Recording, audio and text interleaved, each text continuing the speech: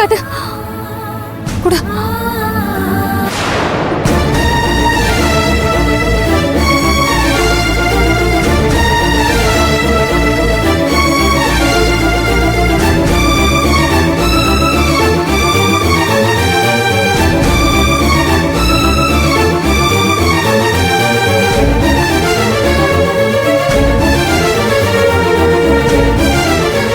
நீ பாரு, நீ என்னதான் என்ன உதறி தள்ளிட்டு போனாலும் எனக்கு ஒரு பிரச்சனைன்னு தெரிஞ்சதும் அதறி போய் குறுக்க வந்து சண்டை போட்டல்ல, அப்ப அதுக்கு என்ன அர்த்தம்னு தெரியுமா?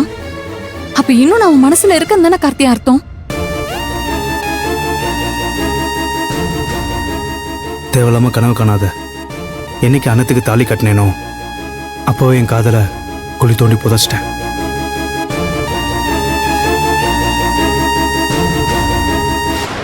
இங்க பார், இந்த இடத்துல வேற எந்த பொண்ணு இருந்தாலும் இதே தான் நான் பண்ணியிருப்பேன்.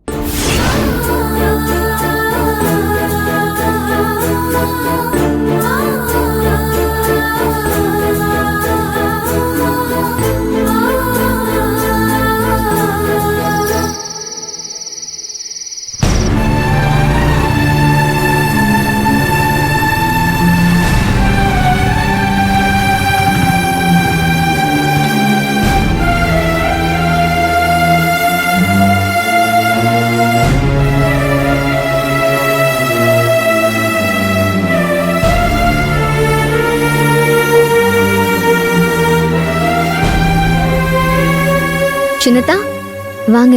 இன்னைக்கும் ஆபீஸ்ல ஏதாவது வேலை வச்சு லேட் ஆக்கி விட்டுருவாங்களோன்னு நினைச்சிட்டு இருந்தேன். நல்ல வேலை வந்துட்டீங்க.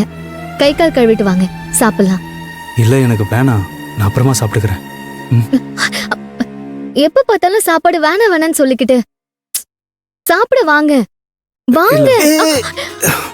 என்ன என்ன என்னாச்சு?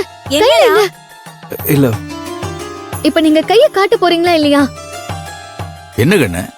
மாமா, சின்னதான் கையில அடிபட்டிருக்கும் போல இருக்கு. கைய பிடிச்சாலே வலி தாங்காம கத்துறாரு. கைய காட்ட சொன்னா காட்டாம மறைச்சிட்டு இருக்காரு.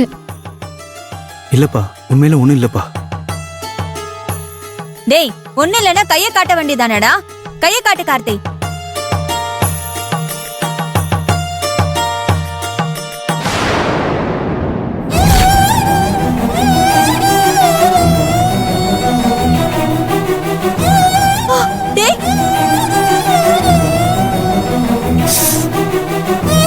ஐயோ, டேய்,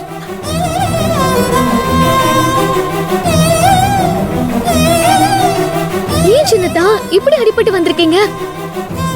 அண்ணா என்னாச்சுன்னு என்ன இப்படி அடிபட்டு வந்திருக்க? ஒண்ணும் இல்லம்மா, வரும்போது பைக்ல இருந்து கீழே விழுந்துட்டேம்மா.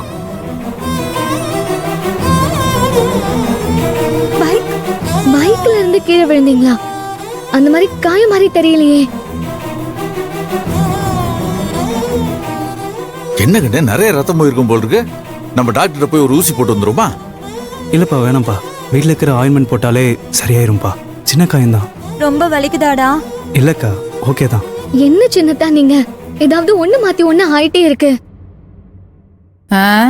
எல்லாம் நீ வந்த நேரம். மாமா, சின்னதா நீங்க போய் கை கால்லாம் கழுவிட்டு வாங்க. காயத்துக்கு நான் மருந்து அப்புறமா போட்டு விடுறேன். முதல்ல சாப்பிடலாம். என்ன, அவனால சாப்பிட முடியாது, நீயே ஊட்டி விடு. கூட்டு போய் முதல்ல மருந்து போடு. போகண்ண வாங்க. மணி, அப்பா. நீ போய் சாப்பாடு எடுத்து வை. சரிப்பா. போகண்ண.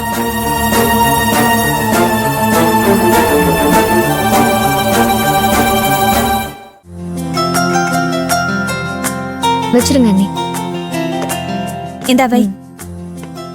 மா, சாப்பிடவாமா? எனக்கு ஒண்ணு வேண்டாம், இப்ப நீங்க சாப்பிடுங்க.